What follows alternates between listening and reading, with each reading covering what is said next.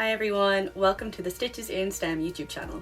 My name is Michaela and this is podcast episode number 3. Today I have 2 finished objects, 1 whip update and 2 new cast-ons. So it's going to be a long one, so grab your coffee or your tea or your glass of wine, grab your pile of whips and let's get into it.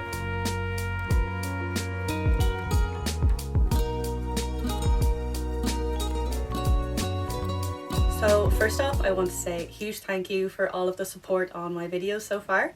With my first episode, I kind of told myself that I'd be over the moon if it got 100 views, and at this point it's over 1,000. I'm not sure of the exact figure, but so that is way more than what I expected, and I'm so happy with that. And even all the comments have been so nice. I've actually really enjoyed reading all the comments and replying to them, so yeah, thank you so much. So I have a few things to say before we start, but I'll try and keep it short and sweet.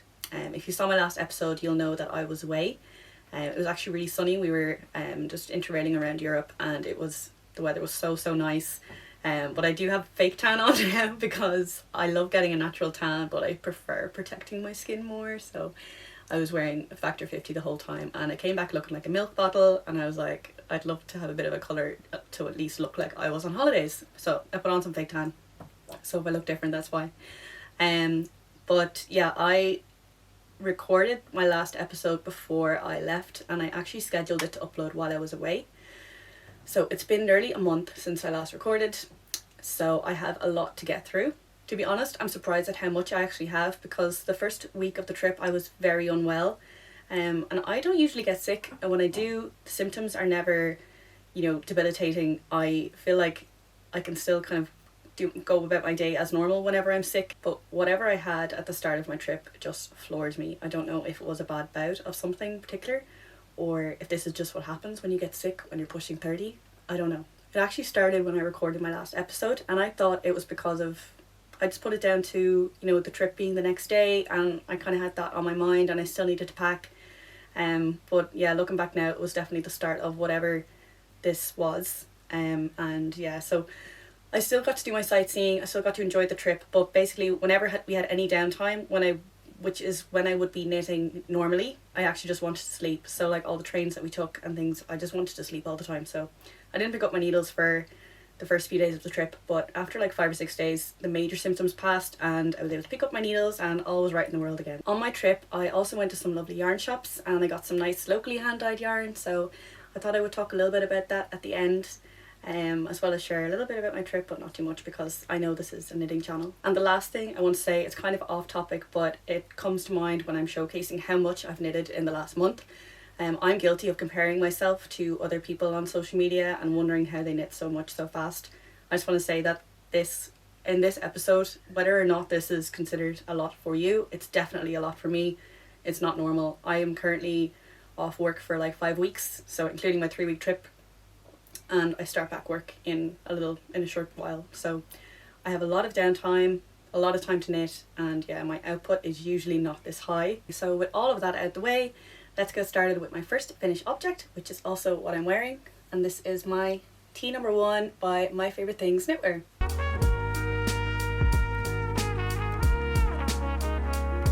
So when I last showed this, I had just joined in the round and I had knitted the collar, but I hadn't sewn it down. I brought this on my trip with me and I finished it about 2 weeks ago, and I blocked it when I got home. I have a lot to say about this, so I'm going to be referring to my notes, which are in front of me, if that's okay. So if you see me looking down, that's why. I also wrote a very detailed project page on Ravelry, which I will of course link below. So if you want to refer to that in the future, it's right there. This is the pattern by My Favorite Things Knitwear. It's a saddle shoulder boxy tee with this oversized fit. I knitted a size medium. The recommended yarn is Wild and Soft held together with cashmere lace, which are both by Gepard Garn. I used Suec Whisper lace held together with Isire Alpaca 1. So the pattern calls for a fingering held together with a lace weight, but I held 2 lace weights together, which was kind of an accident, because I had intended to hold the Whisper lace, 2 strands of it, together with 1 strand of the Alpaca 1. But when I started knitting, I just forgot about that and I held 1 strand of each. And I only realised when I noticed that I had way more of the Whisper lace than I actually needed. I got gauge and the fabric isn't too see-through. Well, it's not see-through at all actually, so it worked out fine. I worked the body on 3.5mm needles, and the finishes on 3mm needles. And first thing I will say is that if you're making this, I highly recommend going back and watching my first episode, because I talked a lot about the start of this project. So like the saddle shoulder panels, the front and back panels, up until the point where you're joining the round, because there are a lot of what I feel are unnecessary yarn breaks, and there are ways to avoid some of those yarn breaks if you don't like weaving in ends, which most of us don't. So yeah, in the first podcast episode I talked a bit about what I did to minimize yarn breaks. I think I eliminated 4 yarn breaks, and I included some visual guidance on how to do that. So since I last recorded this, the first thing I did was sew down this collar. So you actually knit the collar from the inside, and then you fold it down and sew it to the outside of the top, so you get this raised seam here. It's a detail that I really like, but I just didn't think it through, because I didn't realize that the bind off of the collar is basically the focal point. This really draws your eye. This is what forms that raised seam. So the bind off is, I mean, it's the focal point of the collar. And I just bound off quite loosely because, you know, getting it over my head, I thought I should bind off loosely, which I didn't really need to do because the neckline is obviously quite big. But yeah, so I bound off quite loosely, and then when I sewed it down, I realised that it actually looked quite messy, just a little bit. Like, it's not noticeable from far away. It's probably not noticeable from up close either, because the yarn's quite fuzzy. But that's the first thing that I would do differently, is I would just bind off a little bit tighter, I think, just to have a bit neater. Because I've seen other people's projects in Ravelry and they look so neat. So yeah, that's the first thing that I would do differently. So once you bind off, you sew it down to the outside. And I also kind of struggled with this because I had trouble keeping the bind off edge in line the whole way around. So you can see at times it kind of curves inwards a bit, and I just found it hard to sew it down to the same place with every stitch, especially because, as I said, this yarn's quite fuzzy. Sometimes it was difficult to see where I was supposed to be sewing it down to, but the benefit of that is that it's not really that noticeable from far away. But I've actually left the end not woven in because I decided I might want to go back and fix it, but so far I think I'm okay with it. It's funny because I was watching High Fibre Knits podcast, and Emily had just finished a t-shirt with the same finishes, and she had the exact same problem. She mentioned the exact same thing about not being able to follow the same line around the whole way. So that was really reassuring, because just nice to know that I'm not the only one who struggled with that. So after the collar, I continued working on the body. I knit the body to a length with the assumption that it would grow 12% by 12%, because that's what my swatch grew by. So I wanted the final length of my top to be 48 centimeters, I think. And that would be included the fold and hem at the bottom. So I divided 48 by 1.12 and I knit the body to that length, with the assumption that upon blocking, the t-shirt would grow to 48 centimeters. Once I was finished the body, I dropped down a needle size to work the folded hem like the pattern instructs. I also followed the advice of the pattern to thread a contrast yarn through the first row that you knit with those smaller needles, so that when you fold over the hem and sew it down, you can easily find the row that you're sewing it down to. It definitely requires still a bit of, close up looking when you're sewing it down, but it would be impossible without that contrast yarn. And the thing is, in the pattern, that instruction is after you sew down the hem. So it tells you how to knit the hem and then sew down, and then it says tip, thread a contrast yarn through the first row, which I just think is a bit ridiculous, because if you're following the pattern in chronological order, you're going to finish the hem before you see that instruction. So that would be my tip if you're knitting that t-shirt. As I've said a million times with this pattern, read it through, make plans. Anyway, so I knit 8 rows for the hem. It then instructs you to knit a purl row and then 8 more rows for the back of the folded hem. But I've knit this kind of folded hem before, and I prefer to knit one less row on the back so that it sits more flat.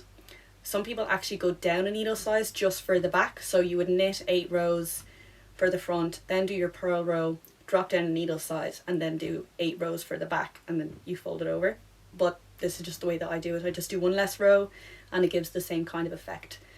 That way the hem kind of lies more flat and it doesn't flick out as much, or you don't get this kind of bulging hem. You get more of it's flat on the back and a bit more rounded at the front. Then the pattern tells you to do a 3 needle bind off, I think, to knit down the hem. I started doing that, but it was really bulky. I just didn't like it.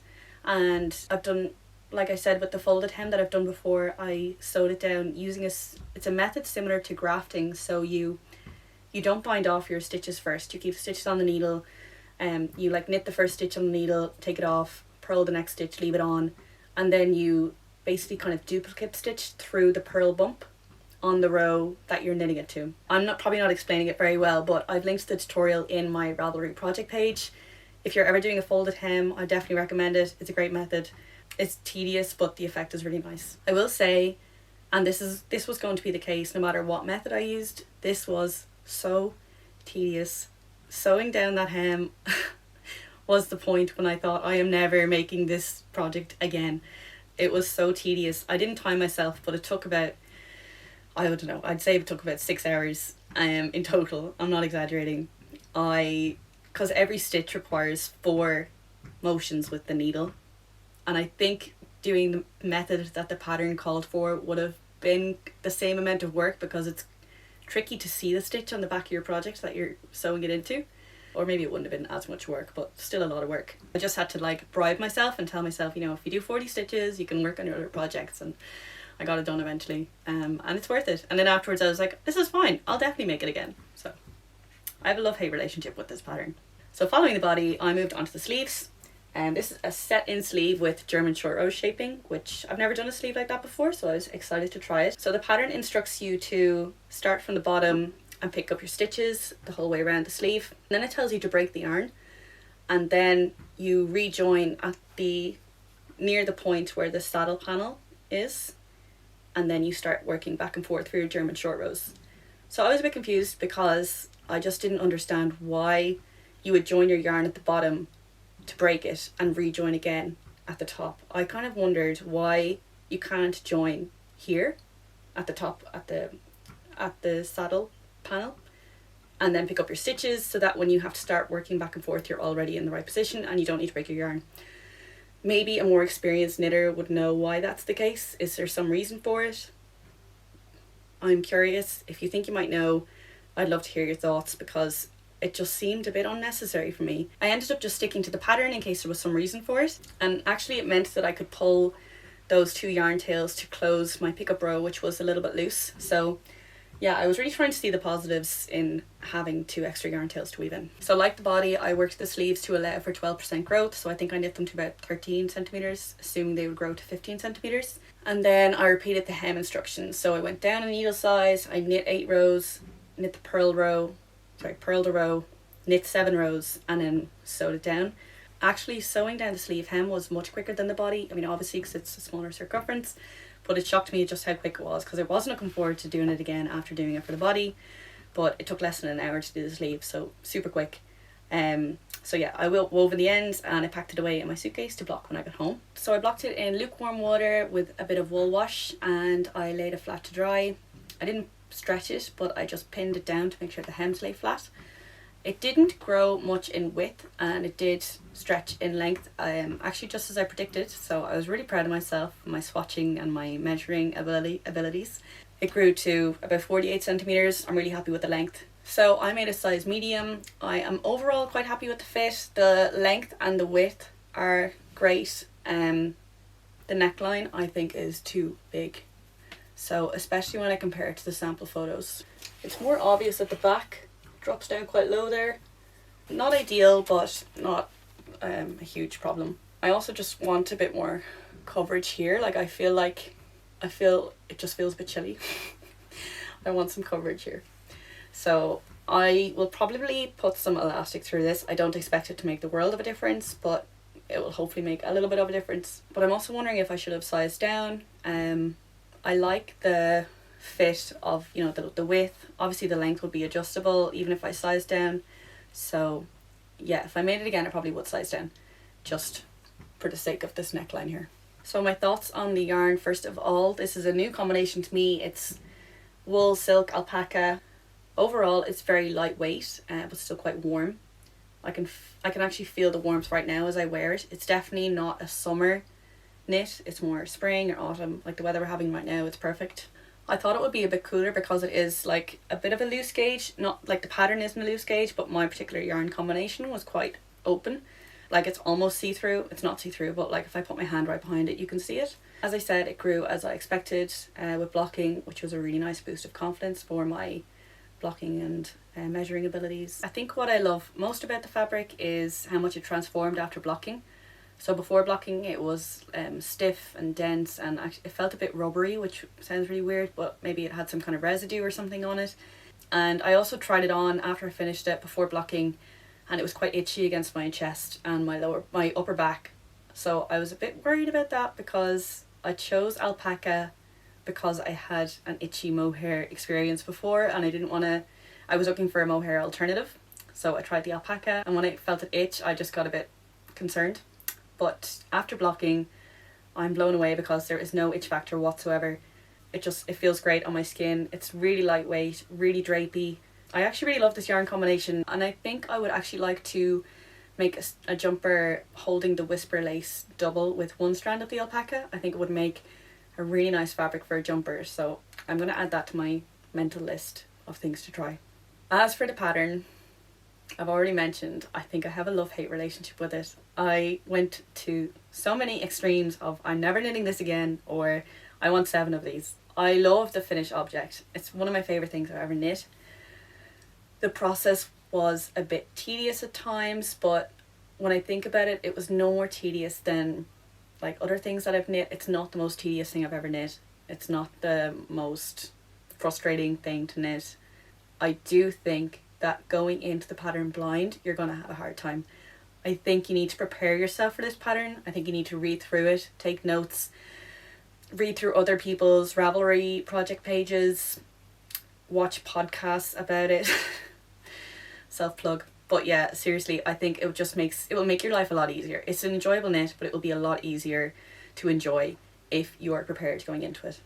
Oh, and I used 2 full balls of each yarn, and I dipped into a third. So I hardly used, actually let me weigh them. I'm going to weigh them. So the Isire Alpaca 1, I have 43 grams left, and the Whisper Lace, I have 49 grams left. And these were 50 gram balls, so give or take a few grams. I assume this was maybe a little bit over 50 when I got it. And if you saw my first episode, you'll know that I bought 6 balls of this, which was way too much. Obviously, that was a mistake. So I have 4 balls left. I've already decided I'm probably going to make a ranunculus with it, but that's for a different episode, I suppose. So that is my tee number 1. I'm really happy with it. I think it was on my 2024 Make 9. So, and I've already made like 2 or 3 projects from that, so we're taking them off.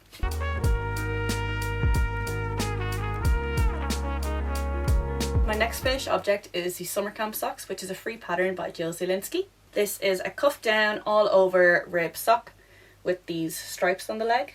I cast on 64 stitches using 2mm needles on magic loop 2 at a time. The cuff is a 1x1 rib, which I worked for 20 rounds. To be honest, I didn't actually refer to the pattern too much for the stripes. I just worked the stripes until they were at a thickness that I was happy with. So there's 7 rounds. And then afterwards, after I'd done the stripes, I was looking at them and I kind of thought, that middle stripe looks like it needs to be narrower. Then I looked at the pattern, and yeah, the middle stripe is supposed to be narrower than the other 2, so it's not a huge deal, obviously. They still look great, but yeah. The leg is 60 rounds total, including the stripes. I did a heel flap and gusset, decreased to 60 stitches for the foot, and then for the toe, I did an anatomical toe, so it better fits the shape of my foot. So I've shown this before, but I'll show it again. Basically, one side of the sock decreases faster than the other, so this is for my left foot. And the exact stitch counts and row counts for this are in my Ravelry project page, but you will probably need to adjust for your own foot. It's kind of a try it on as you go and figure it out kind of thing. The yarns that I'm using are Pigment and Ply sock yarn in Tabby Cleave for the main colour, and Filcolana Arwetta in the colour Marzipan for the contrast colour. I think they work really well together. I really love this Pigment and Ply yarn. I think I've spoken a lot about my love for Pigment and Ply yarns in the past. It worked up a lot different than I thought it would based on the hank. There's more pinks, I think, than I thought there would be. I really love it. The colours are beautiful. They blend really nicely without getting muddy. And there's actually the odd speckle of magenta or like ochre yellow in it, which is really nice because you don't see that in the hank and you only come across it when you're knitting and you know you have that one stitch that's like bright pink. It's a really nice effect. So I'm a big fan of pigment and ply yarns, and this is another winner for me. Also a big fan of the pattern. I have another sock set there that I've already decided I'm going to use the pattern for. So I don't think I have anything else to say about these. I'm really happy with how they turned out. Yeah.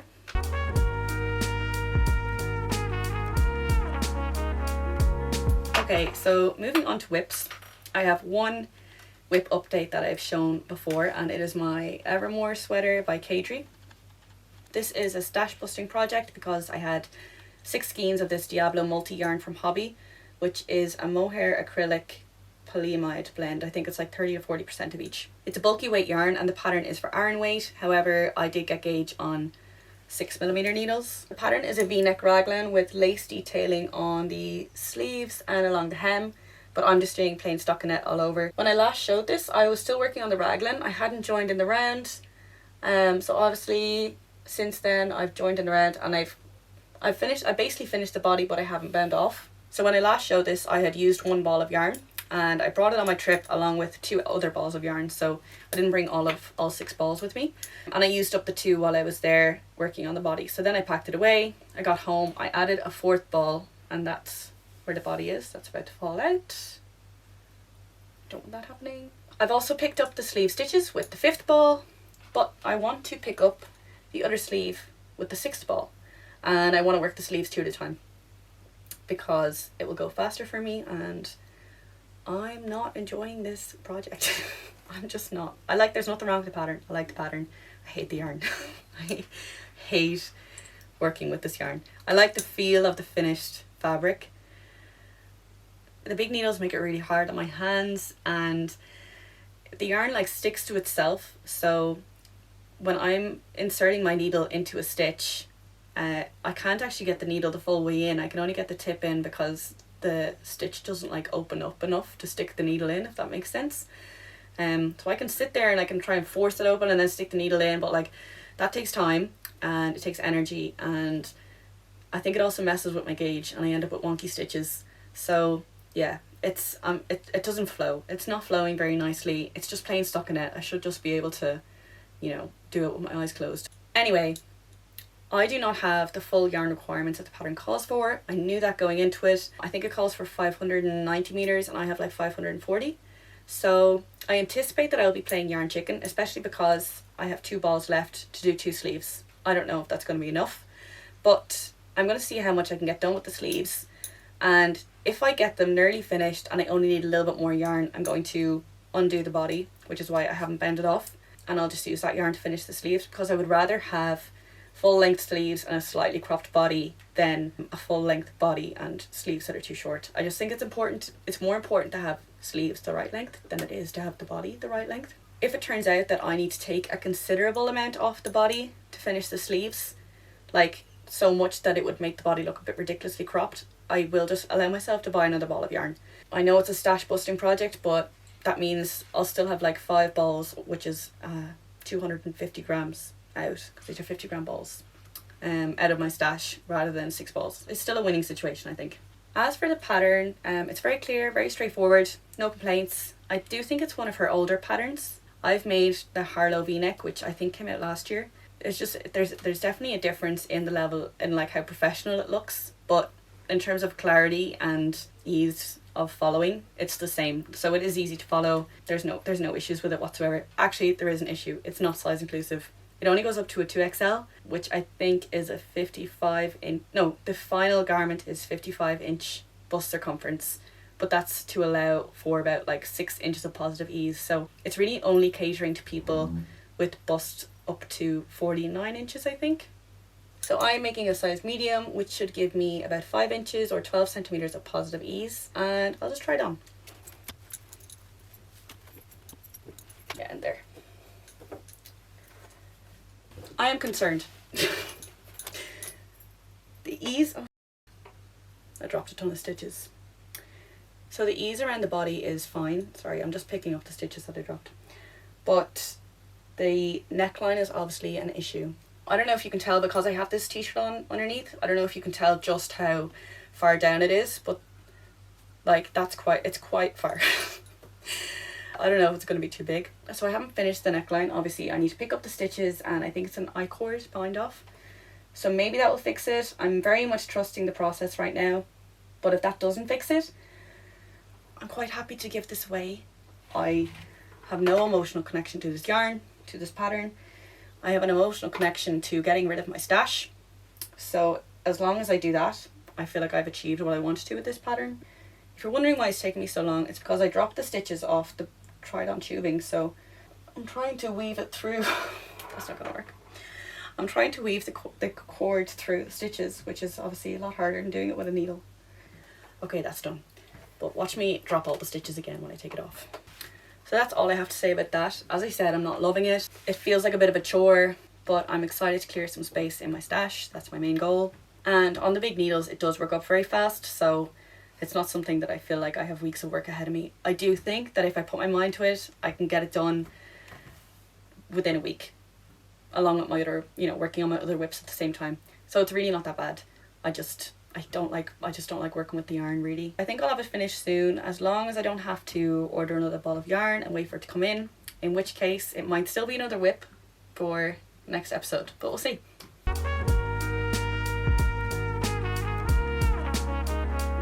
My next whip is one I cast on while I was away. I'm sure a lot of us can agree that when we go away, we tend to bring too many projects. I'm a bit over ambitious myself with the amount of knitting that I think I will get done on a trip. But this trip was the opposite. I finished my tea number 1. I used up the 2 balls for the Evermore sweater that I brought, and I did have the summer camp socks, but I didn't just want to work on them. I wanted another project. So I cast on a project using yarn that I had bought only a few days before in one of the yarn shops that we went to, and it is the Peacock Tee by Lena Holme Samsu. I put that into Google Translate, and I got I got the text to speech to say it. So I'm trying to copy her, the lady. I'm trying to copy the text to speech. So this is a lace circular yoke tee. The recommended yarn is Sandnes Garn Lena, which is what I'm using. And I'm making mine in the colour 38, the colour number is 3820, and the name is Pearl Grey, which is a very accurate name. I actually wanted a very cool toned, almost silvery grey to make this, but when I saw the colour choices, this was the closest, and at the time I thought it was a little bit too warm for what I was looking for. It's definitely got like kind of greyish strands in the yarn. It's definitely grown on me. I always liked it, it just wasn't like specifically what I'm looking for, but I know that that's not always ideal, to have a very specific colour in mind. Sometimes you have to be a bit flexible with colour choices. So yeah, I really like it. The yoke is completely addictive to knit. I think I did it in I don't know, it was very quick. I think it took me 3 days to do the whole yoke, which is very quick for me. This is my first time using Lena. I'm really enjoying it. The drape is lovely. It slides off the needles in a good way. I've seen a few people saying it's splitty. It is a little bit splitty, but it's not something that would stop you from using it, or stop me from using it at least. I think it's great. I would use it again. I really like the yarn. So only positive things to say so far. I didn't do a proper gauge swatch. I think I worked 6 rows, and it was measuring about 18 to 19 stitches in 10 centimeters, whereas the pattern gauge is 20 stitches in 10 centimeters. So I did some maths with the pattern, and I calculated if I made a size small with a gauge of 19 stitches in 10 centimeters, how big would it turn out? And it was still within the range of ease that I would be happy with. But if my gauge was 18 stitches, it would be too big, and I would need to make an extra small to get the size that I was looking for. And if you're wondering, why didn't you just go down another needle size? Because that would be going down to a 3mm needle, and I don't like using 3mm for anything like DK or higher. I just find it very uncomfortable. So I was kind of determined to stick with the 3.5. And I just decided that I would knit tighter, which is terrible advice. If you're a beginner and you're watching this, do not follow my advice. I honestly was breaking every rule of knitting. So instead of being a good knitter and swatching again, I just decided to launch myself into it. So I knit the rib on 3mm needles, and as always, I always do this. I do a German short row turn when I'm ribbing in the round, whether I finish the neckline or before I start the hem. I always do a German short row turn so that the wrong side of my ribbing is facing out, because I'm one of those people who my ribbing is really, really messy on the right side. So then I flip it over so that the right side is then on the inside. So yeah, I was deciding between sizes extra small and small depending on my gauge, but the yoke pattern is very similar for the two sizes. It's not identical, but it's similar, with a difference of like 10 stitches by the time you finish the yoke. So I decided to just follow the instructions for the small for the yoke, and then after the lace section there's a few increase rounds in stockinette, so I followed the increase rounds and then I measured my gauge again, and with my effort to knit tighter I was now at 19 to 20 stitches in 10 centimeters, which was perfect. So I continued with the size small. So I've almost finished the body. I tried it on again just before filming because I was about to bind off, but I wanted to check the length before I did, and I'm glad I did because I'm going to add 2 more rounds of ribbing and then I'm going to do a tubular bind off. So I bought 6 balls of yarn as the pattern recommends. However, this is only my 4th ball. The sleeves are obviously short, it's a t-shirt, so I don't think I'm going to use the 6th, but I'm glad I have it anyway, just in case. So it's working up really fast so far, especially when I was away. It was pretty much all I worked on along with the socks. Since then I've slowed down a little bit, but I definitely think it will be finished soon. Maybe by the next episode, we'll see.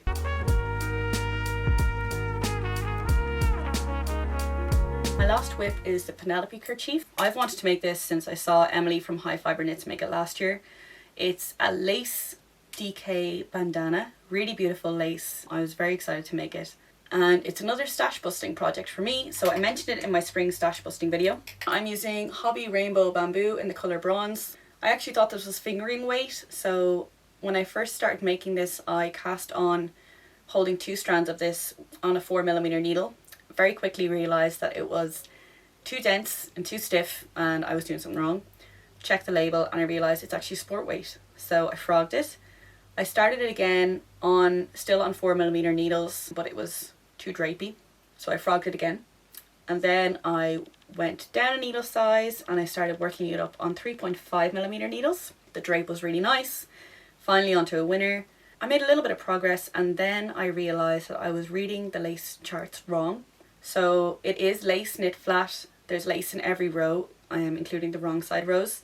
I've only ever knit lace in a round, and it's always been like a lace round and a plain round and a lace plain alternating. And I didn't know that when knitting lace flat, the wrong side rows are supposed to be read from left to right. So I was reading them all from right to left, and as a result my decreases in the wrong side rows were leaning the wrong way. And I only noticed when I had to ladder down a bit to fix a stitch, and I just kind of realised that, like, wait, that stitch shouldn't be facing like that.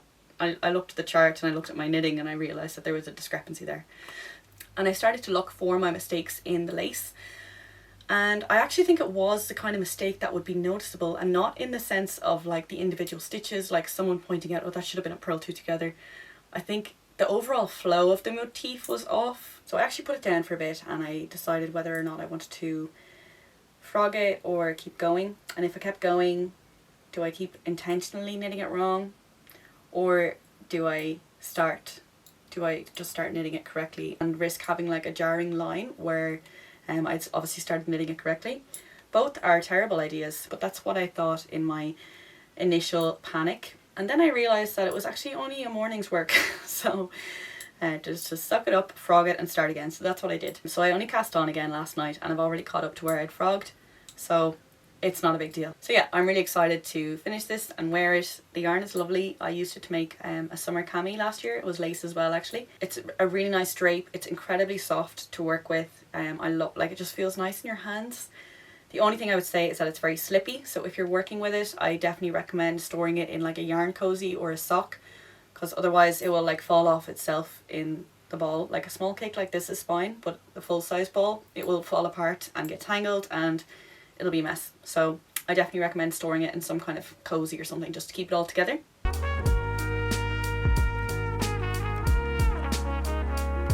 I want to give an honourable mention to a long-standing whip, which I have mentioned briefly before but I've never showed.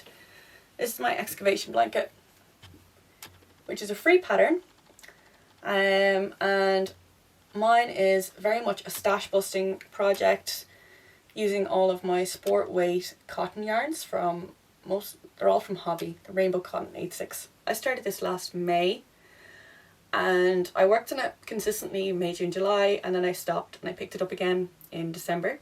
It's very much a project that I put away when I feel like I have too many other whips to be working on. I picked it up in December and I worked on it in January, February, and then I didn't work on it in March, and only this week I've added a few more stripes. Basically, how I like to do this is I just Google random colour generator, and I get whatever website comes up to randomly generate a colour for me, and I find the colour that I have in my stash closest to that colour, and I knit a stripe with it. This is a 150 centimetre cable. It's not quite the length of the cable with the needles attached. It's just about, I'd say it's about 130 centimetres or 120 centimetres maybe wide, corner to corner. I've done some maths and I want to knit it until it's 2 meters wide and then start decreasing, which seems ambitious. I'm aware it's a bit ambitious. It just means it's going to take me a long time. At one point I was trying to add, I think it was 10 grams a day, and if I was adding 10 grams a day consistently, it was going to take me a total of 6 months. And like, I don't add 10 grams a day consistently. I've added 20 grams this month. But I kind of told myself, if I get, my goal is to get at least to the 2 meter point by the end of this year. I think that's doable. At the moment I'm in a phase where I do enjoy working on it, so we'll see how much I get done in the next, before I get bored of it again. And that is all of my whips.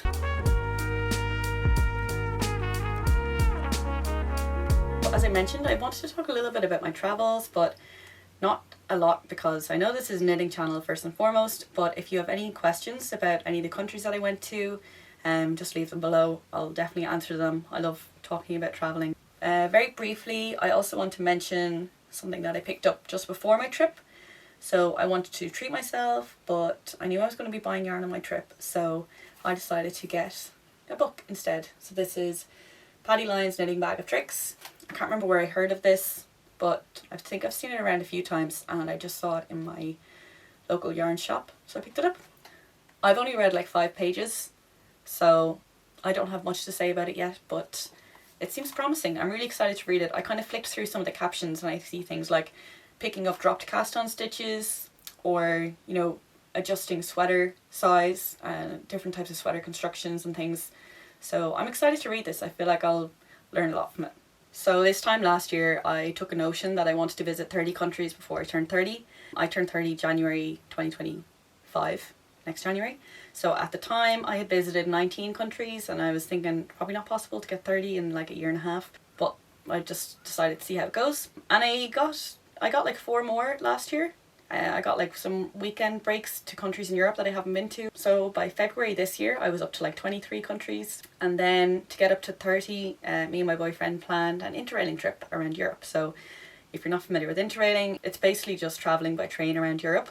So there is like Interrail, the company, and you buy a rail pass from them, and that covers a certain number of travel days. But we added up the price of the trains that we were going to be getting, and it worked out cheaper than getting the pass. So I say interrailing, we didn't get the pass, but we did travel by train around Europe. So the first country we went to was Romania. We flew to Bucharest and we stayed there for 2 days.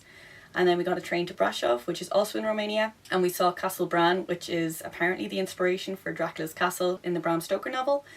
But there is actually no evidence linking that. I think people just say it's a castle in Transylvania. So I think that's the link. But like, I'm sure there's lots of castles in Transylvania.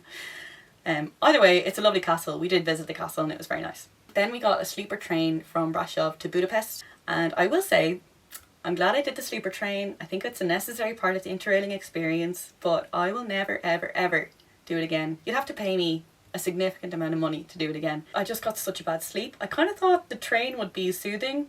Like, I was obviously lying down in bed and the train would go around a corner and my whole body would just like slowly start to shift this way, and then like slowly start to shift the other way, and it was just a weird experience. It was weird. I didn't like it. And of course we were woken up a few times at border control. I did not think there would be border control because we were in the EU and we were staying in the EU. Like, we were traveling from one EU country to another, which we did many times during the trip, and there was never any border control at any other crossing. So I don't know why there was one at that crossing. But yeah, so they woke us up at like 5 o'clock in the morning when we were leaving Romania to check our passports. We fell back asleep. They woke us up again like an hour later when we were entering Hungary. And we also woke up a few other times. It was just, yeah, really just not a good sleep at all. It was a worthwhile experience, definitely necessary as part of the interrailing experience. I wouldn't do it again. So we stayed in Budapest for 3 nights, which was really nice. We went to the Gellert baths, the thermal baths, which were so nice. And then we did a day trip to Bratislava in Slovakia, and there we found the first yarn shop of the trip called Vilna na Prodai. Again, I put that into Google Translate and I tried to copy the text to speech. In this shop there was actually hand-dyed yarns dyed by the owner, which were really nice. And it was kind of a surprise. I must have missed this yarn shop when I was doing my research in the weeks before the trip, because obviously I was looking up yarn shops in all the countries we were visiting, and somehow this one just went under the radar. And then like the day before we got there, I just decided to Google it and it popped up and I was like, how did I miss this? But yeah, we went and it was really nice. So of course I picked up some hand-dyed yarn. This is Ponoshkova Smohair. It is 55% merino, 20% mohair and 25% nylon. And this is just a gorgeous apple green colour. Really like it. I'm really into my blues and greens at the moment, so I'm trying to lean into that. I also got, and I don't have it here in front of me, but I got a 9-inch Chow circular needle, 2mm, which is my sock knitting size, and it was only €10. And I say only because everywhere else I've tried to get them, they're €16. And I just don't know if they're going to be for me, and I didn't want to spend €16 if I couldn't even finish one pair of socks with them. I just felt it would be a complete waste. So the yarn shop was really great. As well as the hand-dyed yarns, they also had Holst yarn and they had Lang yarns, and I can't remember some other brands that they had, but they were definitely ones that I recognised. Yeah, we went to a few yarn shops, so they do kind of blend in together. I also got this Lang yarns sock yarn to use as a contrast colour for some variegated yarn that I have for socks. Not very exciting, but the colour is burgundy. Bratislava Old Town is lovely. It's really nice. We were only there for a day trip, so we did a walking tour just to get as much information as possible in a short space of time. Would highly recommend it. I really liked it there. After Bratislava we went to Prague for 3 days. Also a really nice city. There was a yarn shop there called Yarn Queen. They also had a range of hand-dyed yarns, but they had a lot of pinks and reds, and I feel like a lot of my socks lately have been pinks, purples, reds. And as I said, I'm trying to lean into the blues and greens, so I resisted the temptation to buy some locally hand-dyed yarn there. Past Michaela probably would have given in, but conscientious Michaela is trying to make smart decisions. But I did pick up 6 balls of the Santa's Garn Lena in the colour Pearl Grey, which I obviously used for my Peacock Tee, so I've shown that already. I also got some needle stoppers, so I think you can get these at like a lot of places. I've seen them from a lot of sellers on Etsy, but I needed some and I was there and they were in front of me, so I just decided to get them. After Prague we went to Vienna, which was another favourite of mine. It's just beautiful. I'm not one to be taken by a nice church, but there were so many nice churches, and even from the outside the buildings were just, they were so grand. Like, you just walking past the buildings, I just couldn't believe how big they were, which sounds really like small town girl of me, but I know nothing about architecture and you know, different styles of architecture, but I just knew that they was very pretty and nice to look at. So we went to 3 yarn shops in Vienna. One was called Lilla Boutique. They had a lot of Knitting for Olive and Sanda's Garn. I didn't go here with a plan, but I figured I wanted to get yarn for a t-shirt. They had some Knitting for Olive cotton merino. They had a very limited run of shades, but I know a lot of shops are running low on their cotton merino at the moment, and even on the Knitting for Olive website there's only like 10 colours left. I had heard rumours that it was being discontinued, and actually the owner of the shop said that she thought it was being discontinued as well, but I think it's since been confirmed that they're not being discontinued. Knitting for Olive themselves on Instagram have said that they're restocking with a bunch of new colours. So anyway, at the time I thought it was being discontinued, so I wanted to try it before it was. So they had 1 ball of the shade Mole, and they had a lot of balls of the shade Piglet, and they had a few other, like a lot of pinks and corals, and they had like a grey purple, a dusty grey purple kind of colour. They had some really nice colours, but eventually I decided I would just clear out the last ball of Mole to use as stripes against the Piglet background. So again, I haven't decided on a pattern. I think I want something a little bit more tailored. I was thinking like the Poppy Tee by Petite Knit, but I don't want the ribbing. I was thinking I could do like a folded collar instead. Here's me complaining about the folded collar in this, and then in the same episode talking about how I want to do another t-shirt with a folded collar. But yeah, and I've actually seen on Instagram Petite Knit is working on a new t-shirt design, I think, and there's stripes in it. So I'm going to wait until that one comes out. I think it's called the Amelie Tee or something. Anyway, moving on. We went to another yarn shop. There wasn't any yarns there that really caught my eye. I didn't have a plan, and I don't like buying yarn without a plan really. Sometimes I break that rule, but I really try not to buy yarn without a plan. So I didn't buy any yarn, but we did buy a coffee, and I sat and knitted, and my boyfriend read his book, and we had a nice time. There was another yarn shop in Vienna called Wolle, and when we arrived at our hotel, I checked the map and I realised it was actually right around the corner from our hotel, and I told my boyfriend this, and he was like, and I was like, I swear I didn't know, because I picked the hotel. So that was suspicious, but it was genuinely a happy coincidence. Anyway, the plan was to go yarn shopping on the last day in Vienna, and that shop, its opening hours were 10 a.m. to 7 p.m. I think.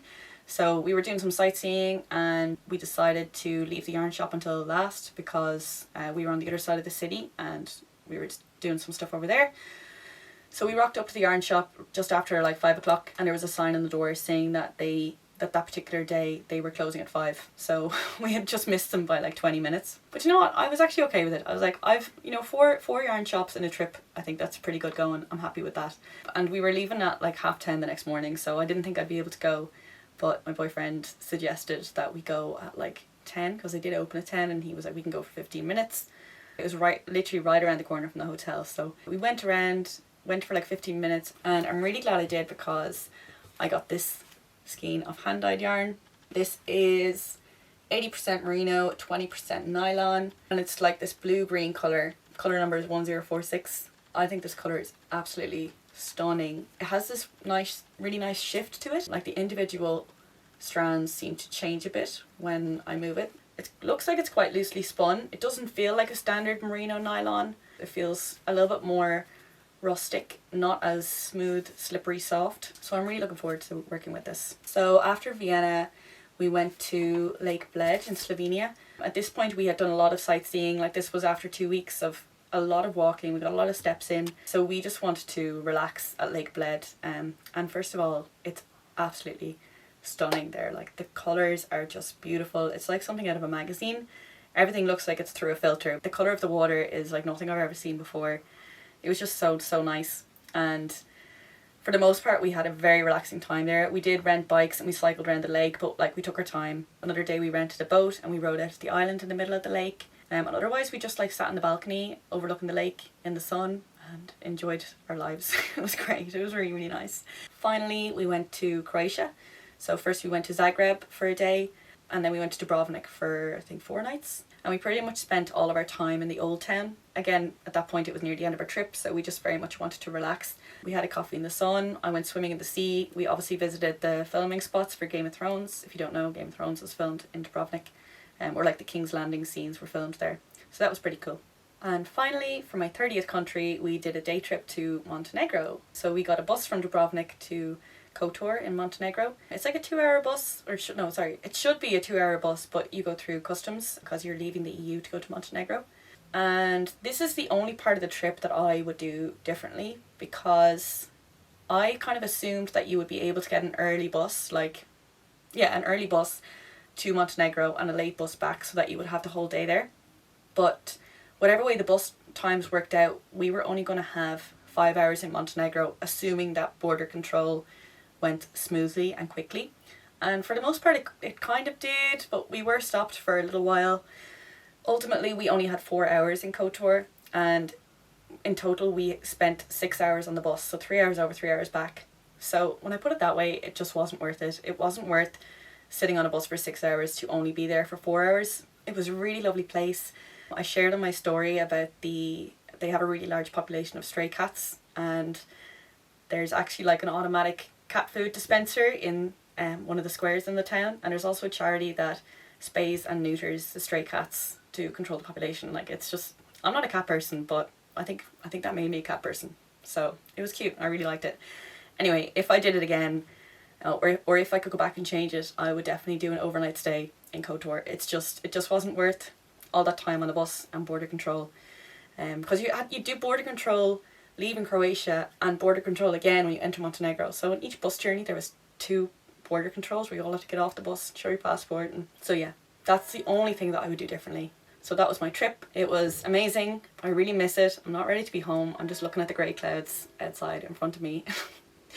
and I miss the sun already. But yeah, if you have any questions about any of the countries that I mentioned, or any places that I've been, or about any of my projects, or if you want to just tell me what you're working on, just leave it in the comments below. I have really enjoyed reading and replying to all the comments so far. It's probably been my favourite part of this whole YouTube thing so far. So as always, thank you so much for watching. If you liked this content, please consider giving it a thumbs up. It really helps. If you want to see more, please subscribe. You can ring the bell for notifications so that you don't miss an upload. But otherwise, I guess I'll see you next time. Bye.